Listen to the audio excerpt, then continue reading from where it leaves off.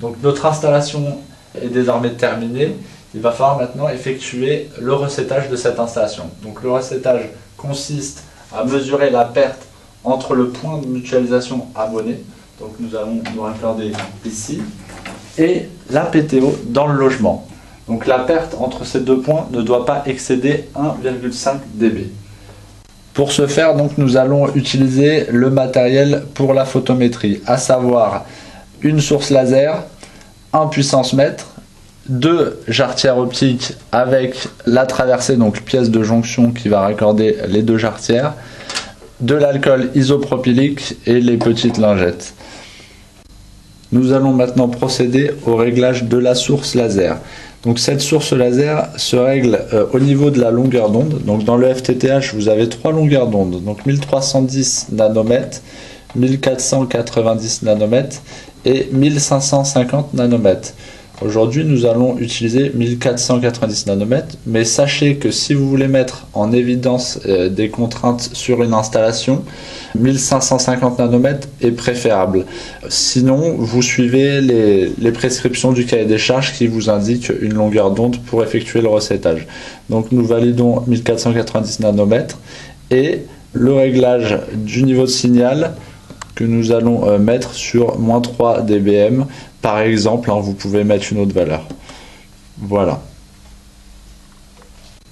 Maintenant que la source laser est réglée, nous allons opérer le tarage des appareils de photométrie. Donc, nos deux jarretières optiques que nous allons nettoyer avec de l'alcool isopropylique. Alors pourquoi allons-nous utiliser deux jarretières? Tout simplement parce que vous allez en avoir une qui va se raccorder sur le point de mutualisation abonné et vous allez en avoir une qui va se raccorder sur la PTO dans le logement. Donc il faut annuler ces deux jarretières sur l'installation pour avoir une mesure de perte correcte. Notre pièce de jonction, la traversée. Nous pouvons désormais envoyer le laser et vous constatez qu'avec un départ à -3 dBm, nous retrouvons à 1490 nanomètres de longueur d'onde, -3,59 dBm. Donc il y a une perte de 0,59 dBm. Et pour ce faire, nous allons mettre cette valeur en valeur de référence. Voilà, donc enregistrement valeur de référence. Et là, nous sommes à 0. Nous pouvons maintenant effectuer notre calcul de perte sur l'installation. Une fois que le tarage du puissance mètre est effectué, nous n'avons plus qu'à injecter le faisceau laser. Donc en l'occurrence ici, nous allons avoir les fibres repérées. Et vous constatez que la fibre numéro 1, donc qui va dans l'appartement numéro 1, est ici. Et par conséquent, je le branche à cet endroit.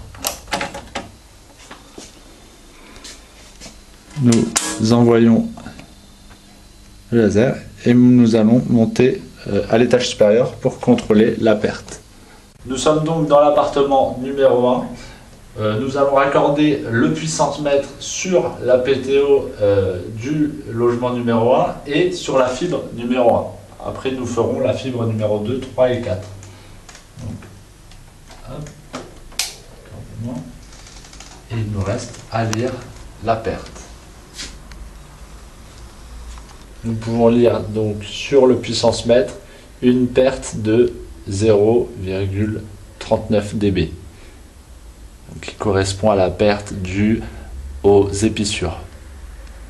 Comme je vous l'ai dit tout à l'heure, si cette perte était supérieure à 1,5 dB, c'est qu'il y aurait un problème sur l'installation. Alors ce problème, ça peut être effectivement des connecteurs mal nettoyés, un problème de contrainte sur une fibre dans les cassettes de lovage, ou bien encore un problème sur une fusion, tout simplement. Nous venons de faire le recettage de la fibre numéro 1. Il va falloir faire de même pour la fibre numéro 2, 3 et 4 de l'appartement numéro 1 et ensuite faire les autres logements. Nous avons terminé l'installation de la colonne montante.